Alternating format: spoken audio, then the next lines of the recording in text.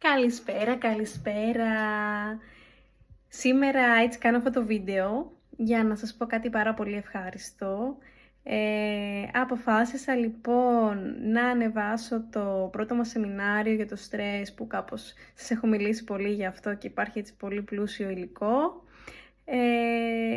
Πέραν από τη συνδρομή, αποφάσισα να το ανεβάσω και στο YouTube, ώστε να υποφεληθείτε όλοι από αυτό, γιατί ξέρω ότι είναι ένα έτσι πάρα πολύ, δυστυχώς, επίκαιρο θέμα, το στρες. Και κάπως θα ήθελα να βοηθηθεί όσο περισσότερος κόσμος γίνεται σε σχέση με αυτό. Οπότε μπορείτε να το βρείτε στο κανάλι, στο YouTube, το οποίο θα ανέβει σιγά σιγά και θα είναι σε μία ομαδοποίηση εκεί που θα λέγεται το σεμινάριο για το στρες.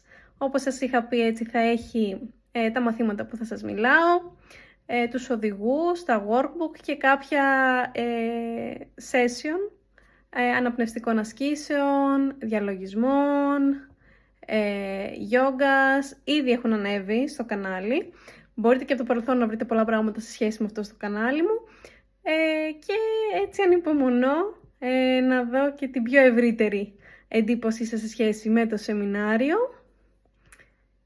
Οπότε θα τα πούμε σύντομα εκεί.